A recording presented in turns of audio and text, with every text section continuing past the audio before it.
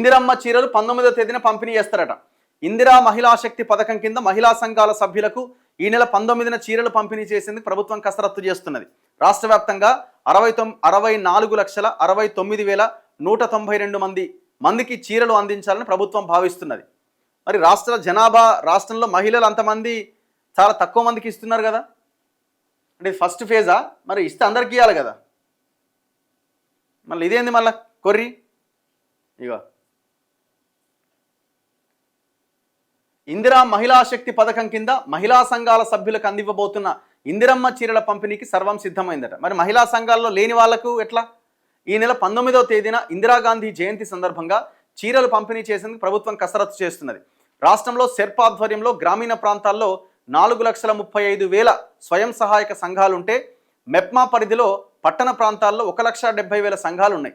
రాష్ట్ర వ్యాప్తంగా మొత్తం 64,69,192 మంది మహిళా సంఘాల సభ్యులకు చీరలు అందించాలని ప్రభుత్వం భావిస్తున్నది.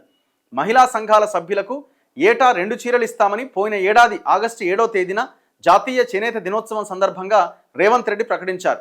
ఈ మేరకు చీరలు రెడీ చేసి పంపిణీకి సిద్ధం చేశారు.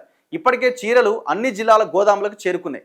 వీటిని ఆయా జిల్లాల కలెక్టర్ల ఆధ్వర్యంలో మహిళలకు అందించేందుకు ఏర్పాట్లు చేస్తున్నారు. ఇవి 2 విడతల్లో ఇస్తారట. గత ప్రభుత్వం బతుకమ్మ చీరలు ఇచ్చింది. ఇందుకోసం ఒక్కో చీరకు 350 రూపాయలు ఖర్చు పెట్టింది. అయితే కాంగ్రెస్ సర్కార్ ఇందిరా మహిళా శక్తి పేరుతో చీరలు అందించబోతున్నది.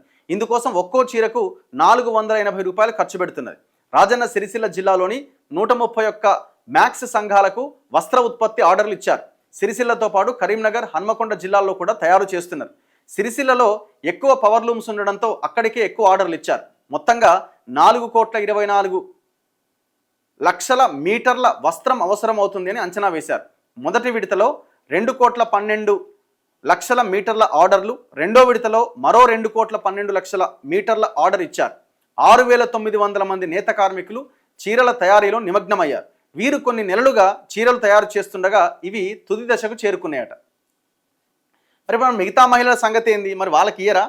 ఇది అడుగుతున్నారు. ఇవన్నీ ఇచ్చి లోకల్ బాడీ ఎలక్షన్లకు పోతారు వీళ్ళు, అర్థమవుతున్నది. మరి 42% రిజర్వేషన్ అంటే వీళ్ళు పార్టీ పరంగా ఇస్తామని వెళ్ళిపోతారు. ఎందుకంటే గవర్నమెంట్ ఇచ్చిన జీవో అది చెల్లుబాటు కాదు, ఖచ్చితంగా కొట్టేస్తారు.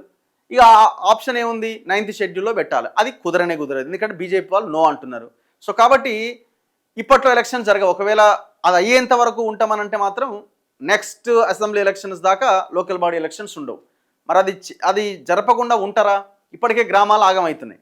కాబట్టి వీళ్ళు పార్టీ పరంగా మేము రిజర్వేషన్ అమలు చేసి మేము ముందుకెళ్తాము అని ముందుకెళ్తారు. అంటే పార్టీ పరంగా మేము 42% ఇచ్చి ముందుకెళ్తామని చెప్తారు. అందులో భాగమే ఇదంతా, ఈ బతుకమ్మలు, ఇవన్నీ చీరలు, ఇవన్నీ కథ వ్యవహారం.